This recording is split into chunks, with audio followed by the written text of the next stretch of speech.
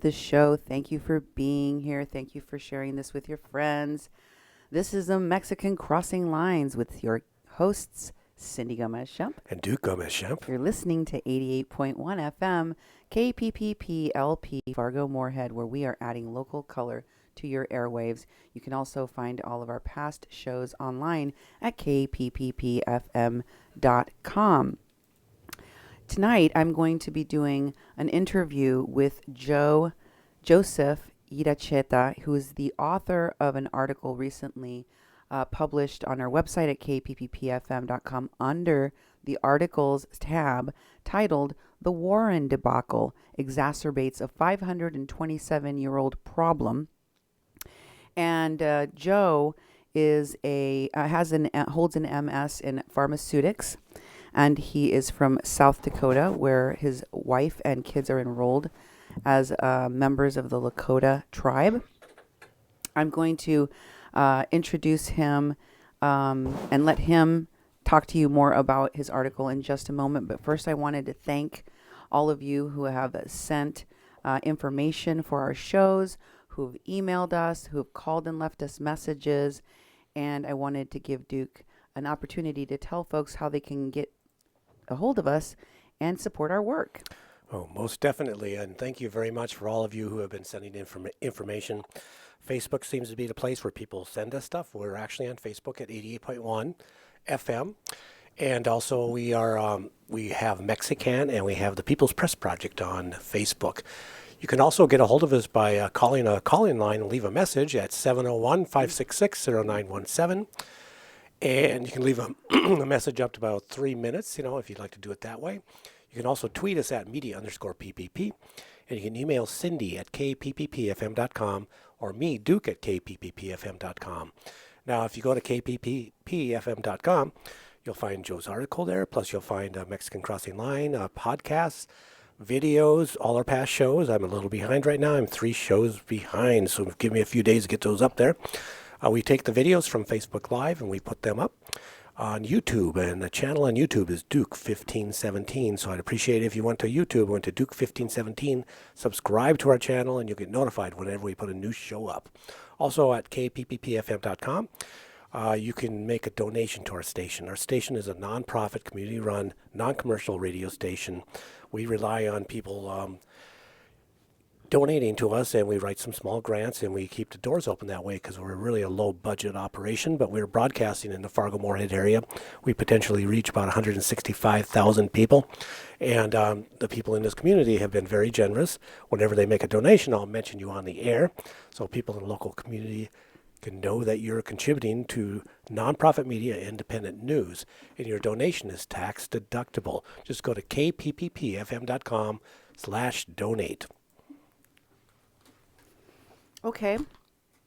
Thank you very much. And my next guest, Joseph M. Yracheta, graduated from Loyola University at Chicago with a BS in psychology and a minor in biology. He's been a biomedical technician for over 16 years, nearly 20 years now, in fields spanning neuroendocrinology, drug abuse, cardiovascular endocrinology, kidney transplants, and immunology. Joseph, welcome to the show. Thank you for being here.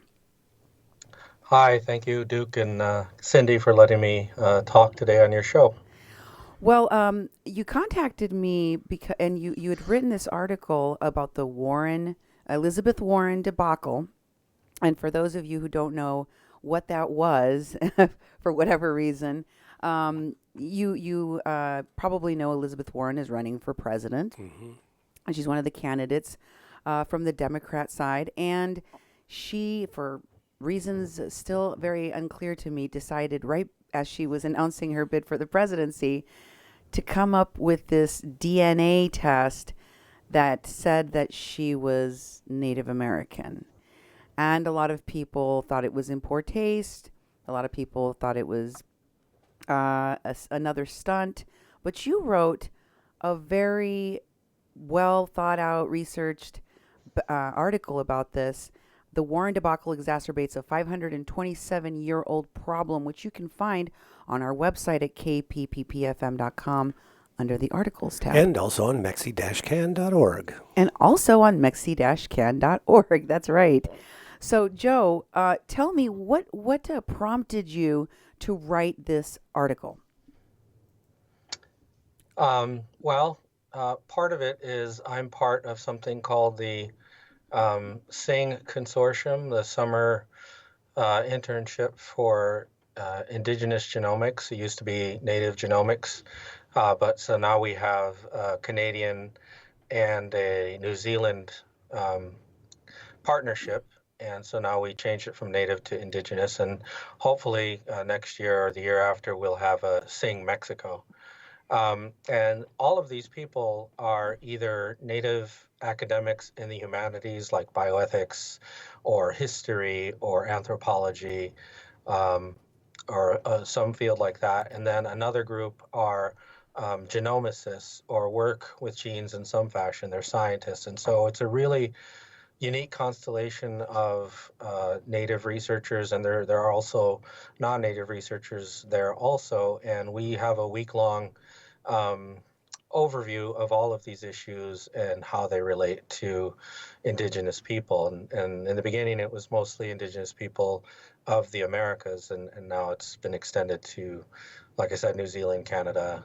We have had some conversations with people from Australia, but a lot of those people ended up writing articles when Elizabeth Warren first did this. Mm-hmm. And we all have some sort of familiarity or acquaintance with Dr. Bustamante, who was the one who took Elizabeth Warren's ancestry test from a company that wasn't as rigorous as, say, 23andMe, and it needed a little bit more kind of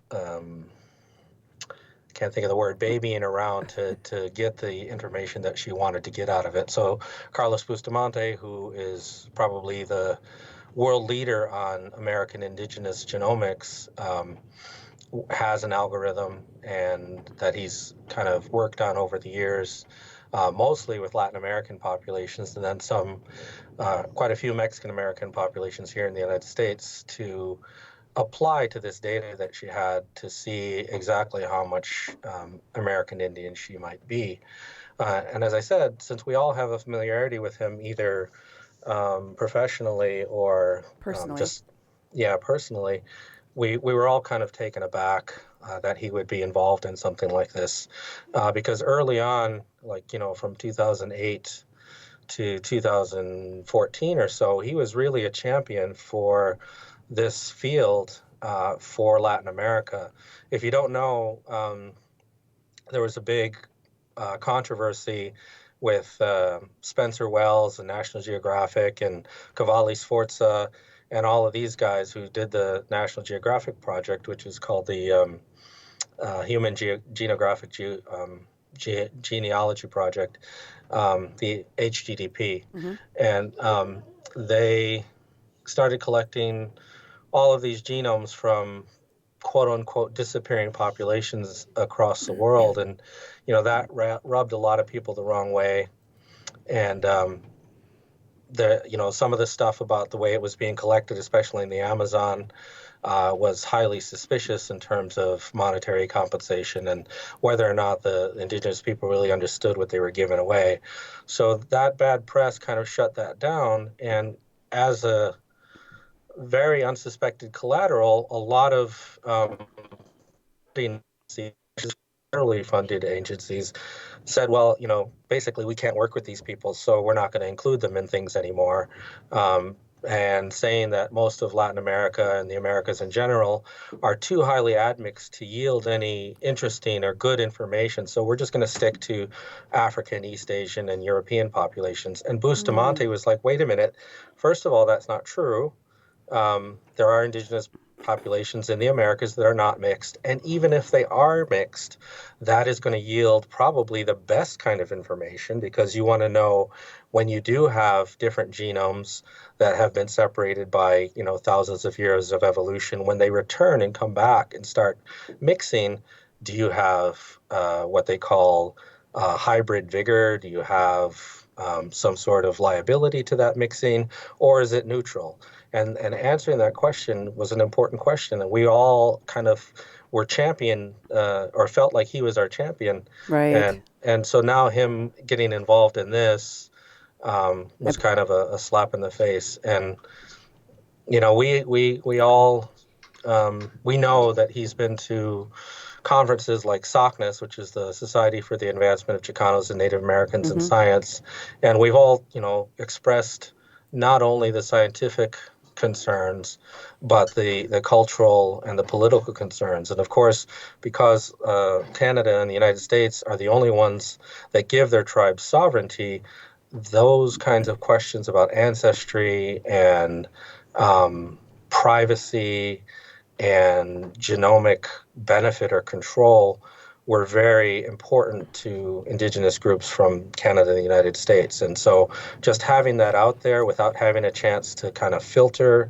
and clarify things with companies like 23andMe or pharmaceutical companies like Pfizer, or even the United States with politicians like Trump who might use that information against Native Americans, was something that was very sensitive. And having those conversations with Bustamante, who's basically the world expert in American Indian DNA, was something that we were constantly talking to him about, and we thought that he understood and was, kind of on our side.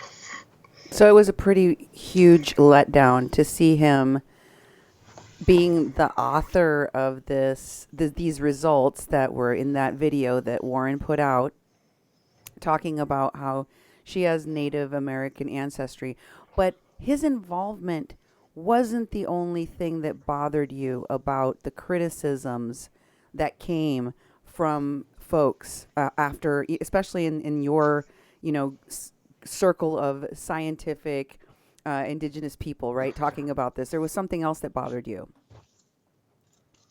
Well, there were quite a few things that bothered me. Sure, sure. Let's take them one at a time. So one of the good things about being involved with a group of academics from mixed disciplines is that you really get to hear uh, these cross-sectional viewpoints, Sure. and maybe have an understanding of what your discipline teaches you is the goal of your discipline. And so what scientists have done, especially genomic scientists, is they're purists, right? Mm-hmm. They're Yeah. like, all the rest of this stuff doesn't matter. I'm a purist. I'm uncovering the truth. I'm revealing things that have never been revealed before.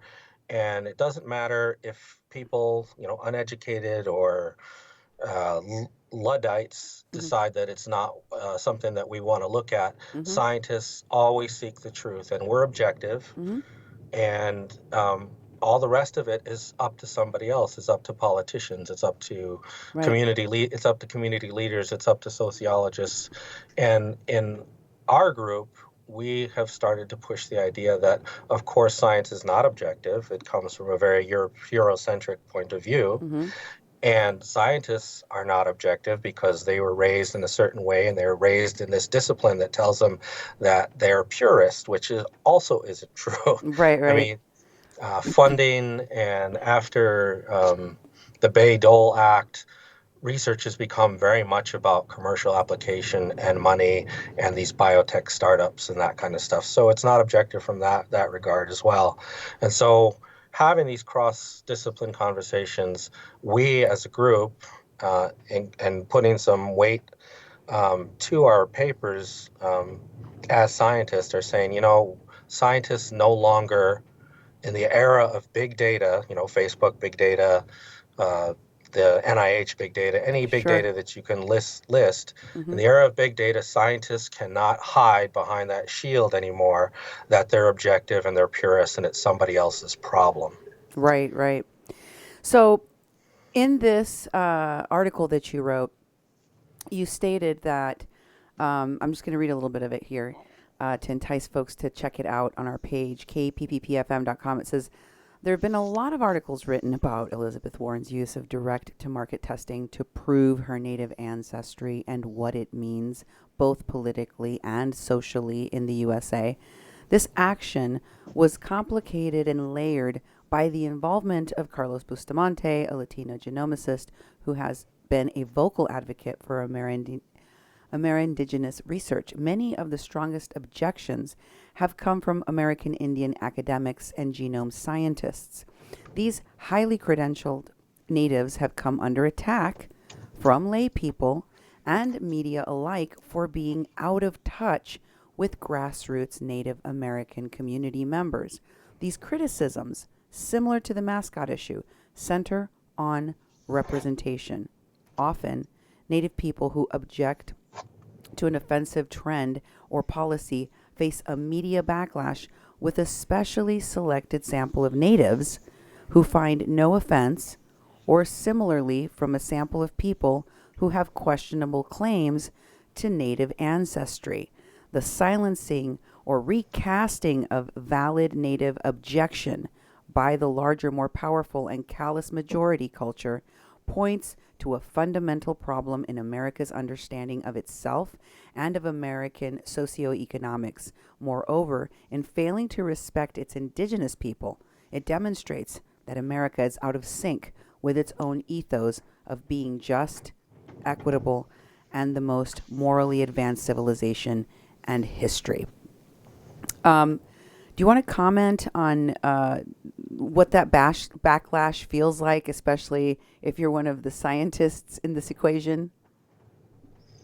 So, for your listeners, the simple example would be when a white person says, "Well, I have a black friend," and so that excuses them from whatever racist thing they just said. Right. And it's similar for issues like this, whether it's the mascot issue or issues about oil and water, any of those kinds of things. They're like, well, I know some Native Americans that think pipelines and oil are a good thing. I know some Native Americans that thinks the Washington D.C. football team mascot is a good thing. Right. And so, I mean, if you're talking about the United States, including everybody, this wonderful melting pot fantasy that they have about themselves, you can't say on one hand you're all Americans and then have somebody like Trump says, well, you're not really American Mm-hmm. because you're not white. You're not really American because you're an immigrant. You're not really American because you're a First Nations person. You don't get a say so. And we can easily override your say so by having more power and more media outlets and these few token Indians that you might find to say that they're okay with something. And that's what happened in this case. Right. There was an abundance of articles and voices from what you would consider native leaders. They were tribal leaders, they were academics, Right. they were and basically condemning what she did, and that was all overturned in one article, basically saying that the natives were being too sensitive, they were being too,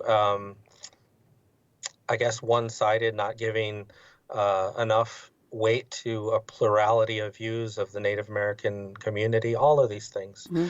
And so, it's just ridiculous. You can give them 100 reasons and they just have to come back with one reason and your argument's over. So one of the things that you said here is that Elizabeth Warren could have defended her family narrative without a DNA test. What did you mean by that? So, again, as an example you've probably heard before, is when people say they're Native American or American Indian, they just say that. That's, full stop. Right. They don't say I'm part Indian or I'm half white or I'm half black. They just say I'm American Indian, and they don't explain the rest. And that's normally what people who have Native ancestry and are tied to their community say. And she could have said that, and she did. She wouldn't have to explain her phenotypic features of having light skin and blonde hair. She could have said, "I'm an American Indian, and I don't need to prove that I'm American Indian to say that I'm American Indian to Trump." She could have done any of those things, but instead, she gave a very non-native answer, which is, "I have a family story. It's way back when. I don't know if it's true. It's what my grandmother told me, and I'm going to take this test to prove it." Right. And what was so wrong about taking the test? For those who haven't read the article or don't know what some of the arguments are that really upset Native Americans. And this is, this is coming from you, a guy that works in the sciences. So you have a unique perspective. Tell the audience what is so wrong about it. There's quite a number of things wrong about it. Right, right, right. Native Americans are unique kind of around the world in terms of their separation from the rest of the world. So the most conservative estimate is that Native Americans arrived here about 18,000 years ago. But there was something called the Beringian pause, which basically said the populations that populated the Americas got here in Beringia and were trapped there for at least another 15 to 20,000 years. And when the ice sheets opened up, they were able to come down into the Americas, and they were able to go back to East Asia. But anyway, that separation for almost 35,000 years has led us to be very different and very homogeneous compared to other populations from Alaska to the tip of South America. And so something called long runs of homozygosity, which means that you have long tracks of your DNA that are not chopped up by mixture. Mm-hmm. So as a counterexample, Africans from Africa have very short runs of homozygosity. It's been chopped up because there's so much mixture. They're the oldest population in the world, so they have the most genomic diversity. Mm-hmm. So that is a biological determination of identity. Right. And because of the Spanish and the English and the French and the Russians that have come here and occupied different indigenous territories, the way that you identify is always in opposition to the other, right? The invading other. And so the native identity is different in Latin America, as you know, and it's different in the United States, and it's Right. different in Alaska, and it's different in Canada. So a test like this really doesn't reflect those political identities. And because of the problem that I had mentioned earlier with the National Geographic Project, Mm-hmm. is there has been very little data collected in Canada or the United States for American Indian ancestry. So almost all of the data that would code somebody as native has been gotten from Central and South America. And so some of the native academics that say, the reference is wrong, you can't use the Central and South American reference to identify me as a native person, has merit, saying that doesn't speak to my political identity, but it also has merit scientifically because there could be some changes because of genetic drift and some other things that it doesn't reflect their biological identity as well. And so now you have people who have gone generations not identifying as native, all of a sudden feeling like there's some benefit to identifying that way. And some try to get tribal enrollment status to get whatever mystical benefits they think that Indians get. And some of them do it like you see in Eastern Canada right now. They're doing it specifically to side with the right and to overturn all the native protections in that country. And I'm very suspicious in this country of the same thing happening. If you get enough tribes or brand new recognized tribes Mm-hmm. that are on the side of the conservatives, they're going to undo what little protections tribes have. And they don't have a lot of protections. People think they have tons of protections, but they don't. It's in the Constitution, it's very schizophrenic, right? It says we as the United States cannot give tribes sovereignty. They have sovereignty from time immemorial. It's inherent to being a human population.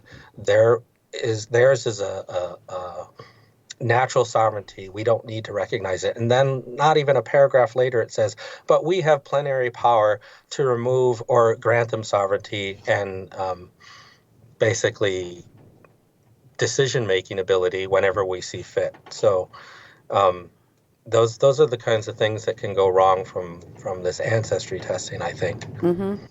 Now, you wrote that admittedly some parts of the genomic ancestry enters into indigenous identity, but that it has more to do with this settler colonial invasion and usurpation of First Peoples' land and authority over what they considered their homelands, and that this unresolved injustice and the desire to resist Euro-American assimilation is at the core of I cannot say this word for the life of me, American indigenous identity. And it says, it is because of this political reality that Warren and people like her have insulted the hundreds of Native communities with sovereignty. Now, you were saying to me earlier that people reached out to her and that she basically ignored them. Why do you think she took that tact? Well, I can't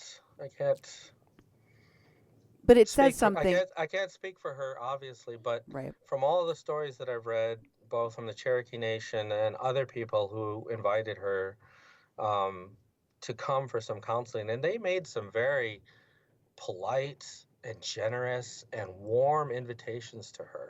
Mm-hmm. And so, since, like you said at the top of the interview, you said nobody's quite sure why she did it.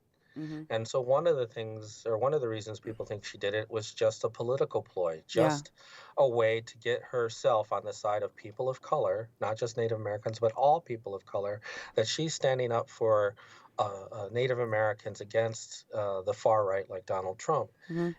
And when she didn't take invitations to have counsel from actual Native communities, it seems more and more that it was just a political ploy. I mean, I maybe you have some insight that I don't, but I can't see another reason why she wouldn't do it unless she has advisors and say, you don't. We've gone along this path far enough. If you go down further, it's going to alienate you from non-native populations or white populations, and so let's just stop here and not go any further. And you also mentioned earlier that you felt that what your article talks about is what nobody's articles are talking about. The fact that indigenous populations are used by the left and by the right as political footballs.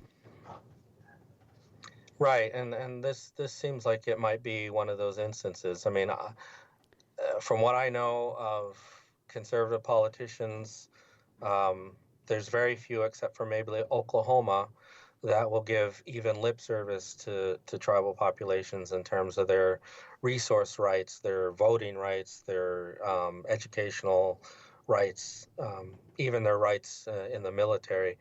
Um, and there are more liberals or Democrats that are willing to voice that, but actual enacting of legislation or enforcing of current legislation um, for Native populations, they don't seem to do it. It seems like it's a way to get votes, but not really something that they are invested in changing the status quo. Because to change the status quo, either here or in Latin America, would mean the return of so much land and so many resources. I mean, we can't even get things returned from British and French museums that belong to Mexico and the United States Sure. because they say there isn't one sole owner, and European and international law says you have to identify a sole owner. But of course, tribes didn't have that idea of individual ownership. It was always collective ownership. And Okay. so whether it's the Montezuma's feathered headdress from Britain or Venezuela's uh, um, I can't remember what it was, but their artifacts Uh huh. from Germany or the Hopi masks from France, they're Oh, are returning you that talking stuff. about the Olmeca statues? Well, yeah, that's something that's returned, but all of that stuff is so delicately put to those European populations that we're not giving it back because Right. giving it back means they did something wrong. They're always on loan. Mm-hmm, mm-hmm, mm-hmm. One of the poignant statements that you made in this article was that uh, undoubtedly the Warren and Bustamante's redefining of indigeneity and who has the authority to fund research, thus redefining claims to identity, is a slap in the face to those waiting centuries for recognition and independence. Would you like to comment further on that statement? Well, yeah. So again, it's about who has the power. Like we were just talking about the Right. artifacts. Mm-hmm. The language has to be put not so that we are comfortable with the language, but so that Europeans are comfortable with the language. You have this whole thing going on and has been going on for the last 20 years with Spain, where they want to undo the Black Legend because they don't want to admit to the atrocities that they caused in Latin America. Mm-hmm. And the same thing for the Brits, they and the French. They don't want to say that they've took these things, so they're loaning them back instead of saying you guys own them and we're giving them back. And Mm-hmm. it's the same thing for um, these issues. Nobody wants to talk about um, the unrecognized here in the United States. There's tons and tons of tribes that got terminated between 1935 and 1969, and some of them got their land back, but at much much smaller acreages than they had before termination. But most of them didn't get their land back, so they're unrecognized. They live here in the United States. The Makokata in Iowa, you know Iowa, Yep. the Makokata in Iowa. Have a Sac and Fox population. They were terminated, but they still live as a group. And the same thing with Latino populations. You know, there's 22 million indigenous people in Mexico who are not recognized by Mexico. Right. And if they are, they have limited autonomy, and that autonomy and their communities can be moved at any time. And then in the article, I mentioned the Hawaiians. The Right. Hawaiians are a tragic example of very recently losing their land and not being recognized as indigenous people. They have no special rights. They have no way to protect their artifacts. They have no way to even protect their land from these large hotel complexes. So something like uh, Elizabeth Warren, where she's not going to lose any skin either direction, either denying or affirming that she has indigenous ancestry, she can do that in the comfort of her home and her position, where these Hawaiians are like, we are Hawaiian. We want somebody to recognize us, and we want to be able to protect our own people and resources. Mm-hmm. Mm-hmm. Um, Another part that you were talking about in here about genomic reference data from the Americans, you said it has been screened for evolutionary and ancestral relationships. These tests are called identity by state and identity by descent. So while the criticism is that there isn't data from Canada and the US to make the ancestral markers gleaned from South and Central American references accurate for North American natives is somewhat true, it isn't entirely true. Do you want to explain that? Yeah, so there are one of the ways you can tell something is identity by state is that it's at low frequency across all human populations, and it's in an area where the DNA is fragile for some reason. So you have mutations in the same place that can produce a roughly similar phenotype across the world, and that's just a product of the structure of DNA. And sometimes those are lethal, and so of course they're removed from the population. But some of them are in what's called balancing selection. They might be helpful sometimes and might not be helpful other times. Those are usually identity by state. Identity by descent are at relative high frequency, and you can see either a chronological or a geographic pattern. And so that, along with the architecture of the DNA itself, what it's next to, um, this is called linkage disequilibrium. You have certain changes that are always going to segregate together. And if they do segregate together, it's more likely that's identity by descent. So there's a lot of different screening criteria that you would look for to see if a change or a bunch of changes are the same in people because they're familial related compared to just being a human, just being having lived in the human condition on Earth. Mm-hmm. So tell me more about why Bustamante used these improved algorithms to analyze Elizabeth Warren's data. Um, well, he's a consultant for 23andMe, and Mm. I'm not sure what other things he consults for. I know that Elizabeth Warren, there's, apparently. but I mean, like I said, there's a lot of pieces of U.S. legislation that have made it easier for scientists to go off and create these biotechs. And they do them for a short time, and then they can sell them. They can sell the ideas or the technology Mm-hmm. or whatever it is, the intellectual property. And I'm not saying that he's doing this, but I know that he has, partnerships with uh, private companies that are not, he's at Stanford, and Stanford's a private university, and Stanford's known for being one of the most vigilant over universities' intellectual property. Um, so by having him, he's cornered the market. He has uh, 1,000 Mexican genomes from Mexico. He has Mm-hmm. 1,000 Mexican American genomes from the United States. He's been part of the Latino Asthma Project, which looks at the differences between Puerto Ricans, Mexicans, and I think it was Dominicans in terms of asthma. So he's got tons and tons of data. Each of these populations have some Native American admixture. And then because all of these other companies, Ancestry.com and a host of others, have the highest selling point, the most value for your money for an ancestry test is Native American ancestry. Right, For right, whatever reason, it's very weirdly fetishized. right. Um, if he has the best one, Mm-hmm. that's going to be worth some money. Right, right. And one of the things that you said in here is that there's definitely a difference between what protects that the resources of sovereignty of northern Native Americans to some degree, but there is no such protections in Latin America, for example.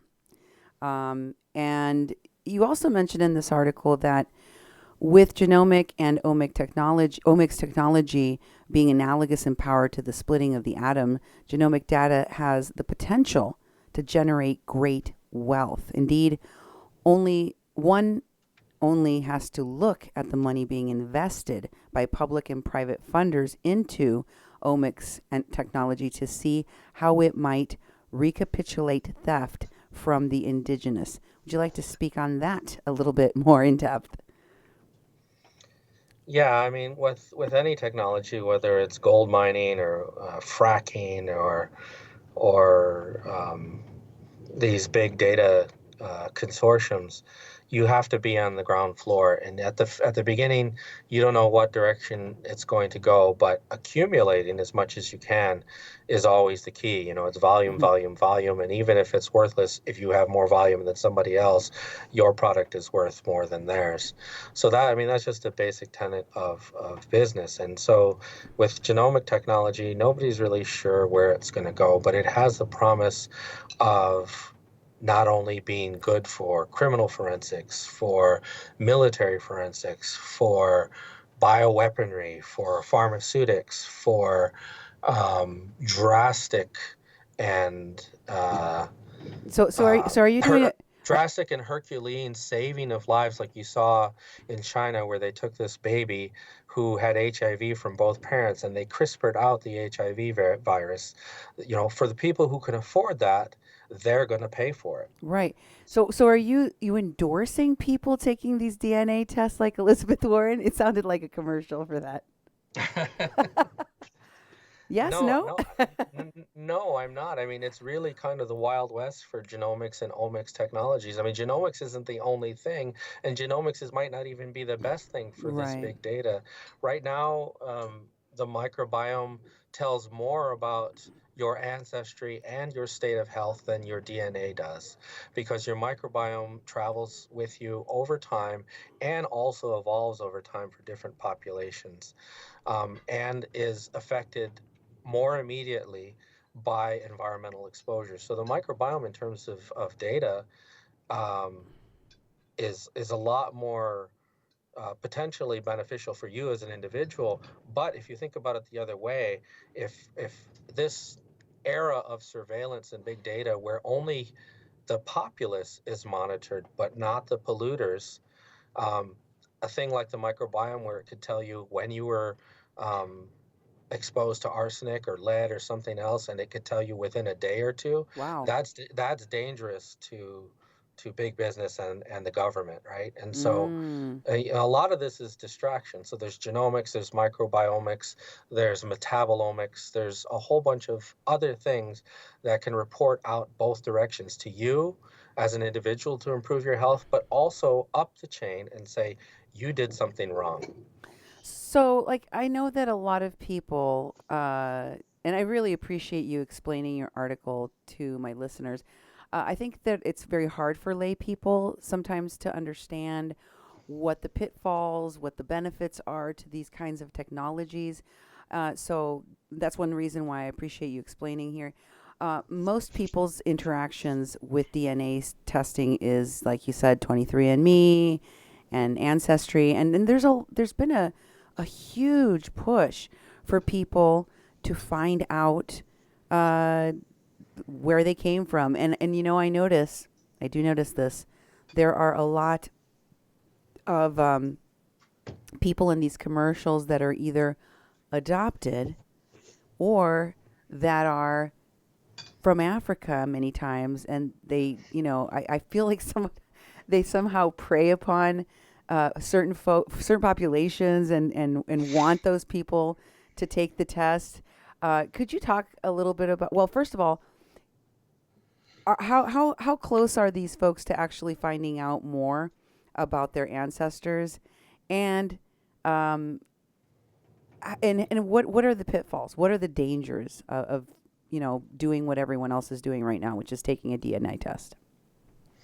Well, so that kind of goes back to collecting the big data, right? Right. So the big data is for presumably an altruistic intent of reducing healthcare costs and Mm-hmm. helping people with rare diseases and doing prevention. Don't smoke cigarettes, don't eat high fructose corn syrup, all those kinds of things. But the way that it's being collected and how quickly is what makes the whole enterprise suspicious. So they know that Right. most people won't enter into a hospital or university study on these things because there's a lack of trust. But everybody wants to know where they came from, and so they're getting the same data. And it Mm-hmm. can be, except when you're selling it to a private company like 23andMe, it belongs to them and they can sell it to who they want. Whereas if you go through a hospital or university study, there is a board of bioethics, there's a board of monitoring and safety. There's all these other governmental regulations around that kind of research, and people are trying to go get around it because ancestry is sexy, right? Mm-hmm. But it's the interesting thing is that it's not only Native Americans that are pushing back. Native Americans have sovereignty, right? And they can push back against the United States. Other people of color, like yourself and me, who are Mexican or African Americans, don't have any sovereignty, but that is not preventing them from pushing back. The African American community, with their doctors and researchers, are saying, this belongs to us. This does not belong to you. And we are going to regulate and monitor this data the way we see fit so that we ensure that it comes back to benefit us. And so they're creating their own biobanks and their own consortium of information where they take the weapon, which is informed consent. They're taking the informed consent of their participants and saying, this is what gives us our authority to keep you from looking at our data.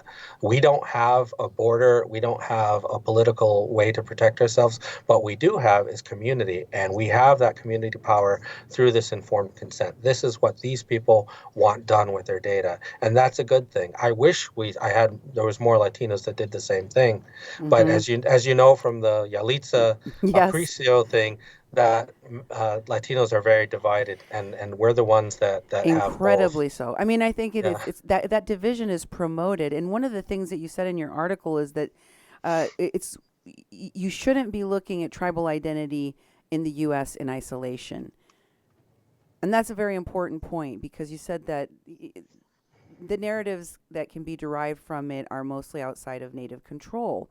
So, can you talk more about what the importance of looking at tribal identity past U.S. boundaries, crossing the lines, like I say on my show?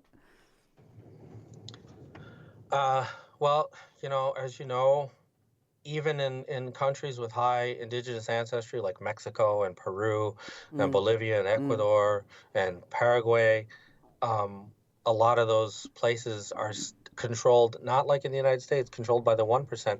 They're controlled by the 0.1%, where the Mm-hmm. majority of the country is either indigenous or very high indigenous ancestry mestizos Mm-hmm. do not have control of their own country, and that is something that that is right now being used by this genomic industry to get indigenous data, because those countries do not have control over their own data or even conceive of a benefit coming back to them. They can just take it, and then they take it and they're going to be using it for creating things that might not be affordable to those people from those countries. As an example, back in the early 2000s, they created an Orphan Disease and Drug Act, which was implemented to get families who have kids with rare diseases like brittle bone disease some assistance in their children's fate. And because it's a very difficult disease to treat, they did find out a lot of key mechanisms, and they made very blockbuster osteoporosis drugs for people who could afford them. Mm-hmm. And those people felt like they were taken advantage of. It's like, hey, wait a minute, you're making money off of our condition, and you've kind of forgotten about us, and you've abandoned us. And it wasn't until recently that they've gone back to those populations to see if they could help them. But it took, there was a tremendous amount of lag time and a lot of public pressure for them to go back, because these pharmaceutical companies are getting a tax break and they're getting government money to look into this, and then just abandoning these diseases because there's nothing legislative to keep them on task. And the same can be applied to these Latin American populations who don't have a university for themselves. They don't have their own pharmaceutical company. They don't have their own business leaders. They don't have their own political leaders. Where in other populations, say Japan, which is very different from white populations in the United States or Europe, they can advocate for themselves through the power of their economy, and we don't have that. And sometimes this DNA is obtained in less than ethical ways. You were mentioning to me, for example, that in Mexico that they were offering folks with, was it diabetes? I think, I don't remember, but you said that a group of people, they were telling them that they were going to collect this DNA to help solve the disease, to help those populations, but that wasn't truly the case. And you mentioned other similar types of situations that have happened not only in Latin America but throughout this continent.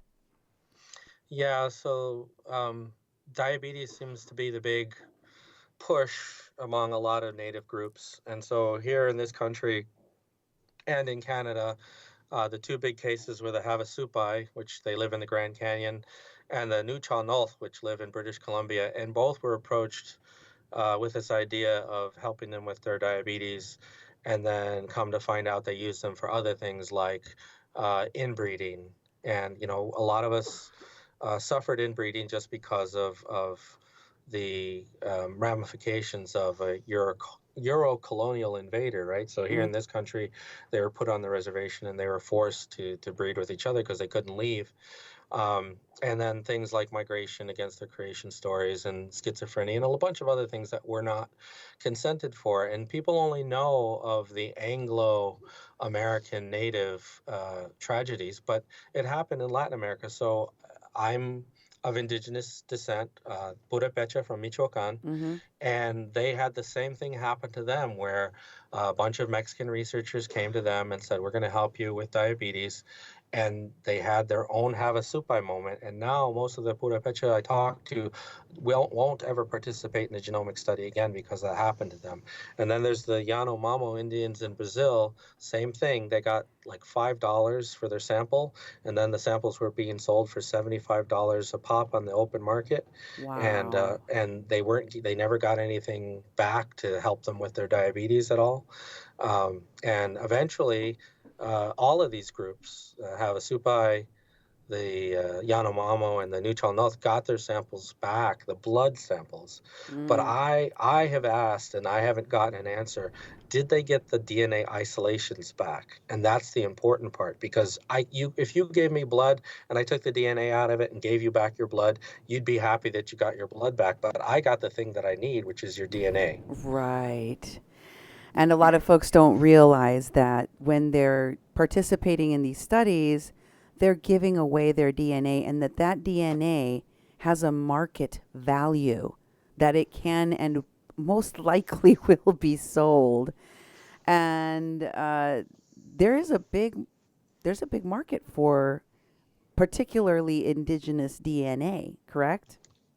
Yeah, and so going back to the African American corollary, you guys probably already heard of um, The Immortal Life of Henrietta Of Lacks, course. where they took tissue from Henrietta Lacks, tumor tissue, and they had been trying to get cell culture or cell cultures to live for a long time, and usually you can't get cell cultures to live more than a couple of months. Sure. And this one was the only one that lived for a long time. And when things live for a long time, you can start to standardize not only the response of the cells, but you can standardize how you grow them and what you grow them in, so that when you do add a different pharmaceutic or a different therapy, you know what is caused by that and whether or not your therapy has an effect. And so that was a big boon. And back then, there were very little protections. And I still say that Right. I mean, the Belmont Report is what protects human subjects from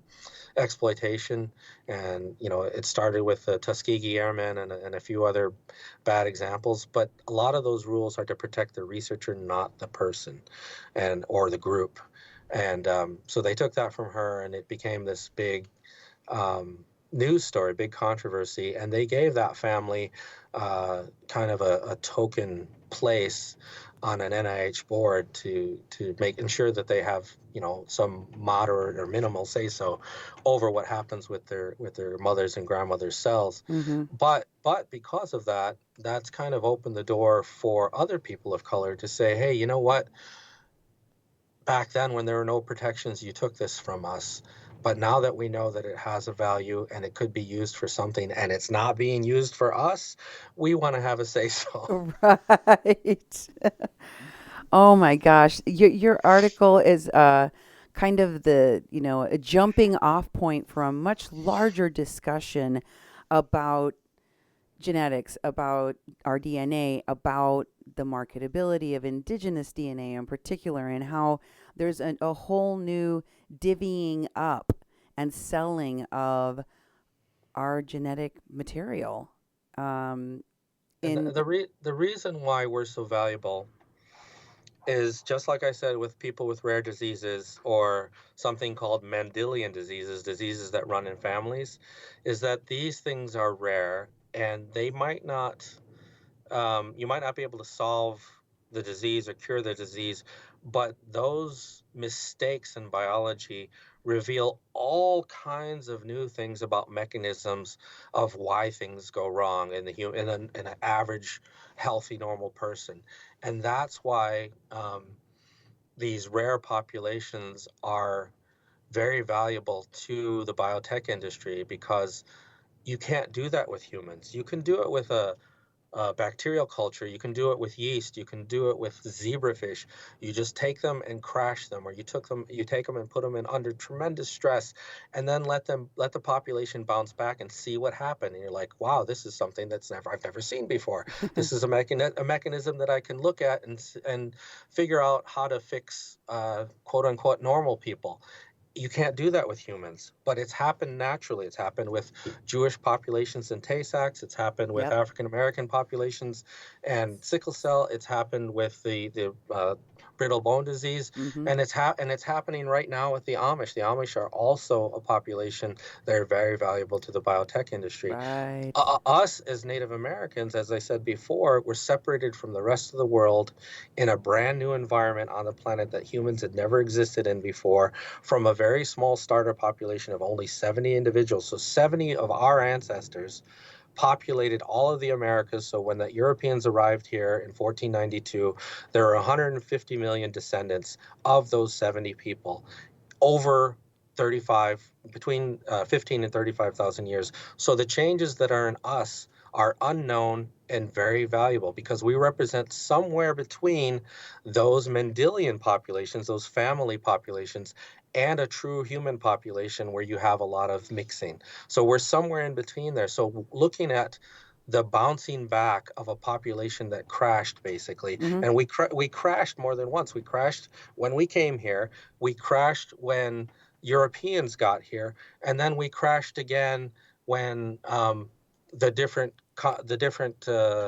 political entities like the United States came in. So we've had several population crashes and bounced back from that, and that is extremely informational and valuable to the biotech industry. And valuable in terms of dollars, but also valuable in terms of curing diseases in other populations, correct? Right. Wow. There's so much to unpack here. I really hope that folks go and read your article and comment. How can folks get in touch with you, respond to you, comment to you, or ask you questions about what you've written here or about any of the topics that we've discussed on our show tonight, Joe? Well, I have a Twitter page, which is Yracheta JM at Twitter. Can you spell that for Uh, folks? Yracheta JM at Twitter. Okay. And I can't remember if you posted an email address on the I webpage. don't have one on your thing. We just have it's on our page so people can go directly to the page and comment, and some people already have. So Joe, you can check in on there and see if you want to respond to any of those folks. But you can give them your email right now, and then they can email you directly. Yeah. Okay. It's HAVOITAU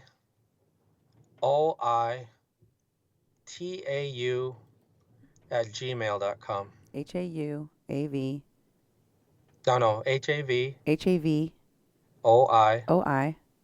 HAVOITAU at gmail.com. at gmail.com. Okay, I got it. I'm going to put it in the comments section of this show so folks can get at you if they have questions or comments. Thank you so much for being on our show tonight, Joe. I hope we can have you back again. Can I just say something about that email address? Sure. So, you and other Mexicans are probably very familiar. We know we're indigenous, but we've lost it for whatever reason. Mm-hmm. And in my particular family, since we all looked very native, and my grandmother had native stuff all over the house, and as you know, it's coded in our language and our food and everything else. Mm-hmm. I asked her, I said, so why are we Indian? And she goes, well, yeah, you know how white people used to be cavemen? Well, we used to be Indian.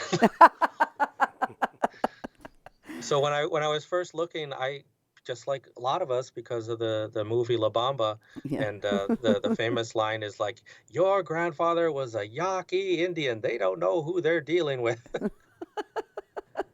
One of my aunts thought we were Yaqui, and so that name Havo'otau is means grandfather's chest, and so there was a point at where I thought I was Yaqui, and it's just an interesting interplay, which I just touch on in the article, Yeah. is that there's all of these different signifiers and assertions of identity, especially in Latin America, because you have this population of Chicanos who politically identify as native but don't have a connection to their roots, and it doesn't make them less native. I mean, at least in my opinion, they're still native and they're still seeking out those roots, but they sometimes make a faux pas and step on the toes of people who are actually living the indigenous experience in Mexico, which is different from what Elizabeth Warren did. Very different. Oh, Joe, thank you so much for being on here, and I hope we have you back very soon. Thank you. All right. Good night. And that's our interview with Joseph Yracheta. Please go and read his article, The Warren Debacle, a 527-year-old problem, on kpppfm.com. And thank you for being here with your hosts, Cindy Gomez-Schempp, And Duke Gomez-Schempp. on a Mexican Crossing Lines on 88.1 FM, KPPPLP Fargo Moorhead, where we are adding local color to your airwaves. Thank you and good night.